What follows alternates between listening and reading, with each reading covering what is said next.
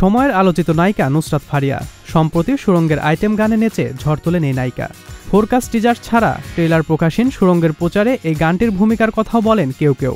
ছবিটি ঈদের দিন থেকেই দর্শক সাড়া পাচ্ছে। কিন্তু এসবের মাঝে ফারিয়া কোথায়? ঢাকায় ছবির জনপ্রিয় এই নায়িকা আগেই জানিয়েছিলেন ঈদের ছুটি কাটাতে যাবেন তুরস্কে। তার ছাপ রয়েছে নায়িকার সোশ্যাল মিডিয়ায়। যে কেউ ঢু দিলেই দেখবেন তুরস্কের বিভিন্ন শহর ঘুরছেন ফারিয়া, ছড়াচ্ছেন উষ্ণতা। সেখান থেকে নিয়মিত ছবিও পোস্ট করছেন, জানান দিচ্ছেন তার অবকাশ যাপনের মুহূর্ত কতটা রঙিন। তবে কিছু ছবি নিয়ে নেটিজনদের একাংশের নানা আপত্তিকর মন্তব্য চোখে পড়ছে, কারণ ছবিতে ফারিয়া ধরা দিয়েছেন স্বল্প বসনায়।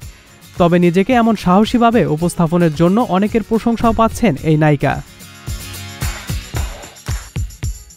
শুধু নেটিজনরাই নন, মন্তব্য করেছেন অভিনেতা, কবি ও গীতিকার মার্জুক রাসেলও।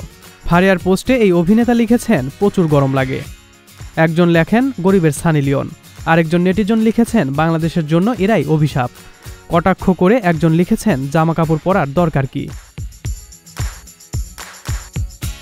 গেল মাসেই ফারিয়া জানিয়েছিলেন ঈদের ছুটি কাটাতে তুরস্কে যাচ্ছেন। সেখান থেকে ফিরে নতুন ছবির জন্য প্রস্তুতি শুরু করবেন তিনি।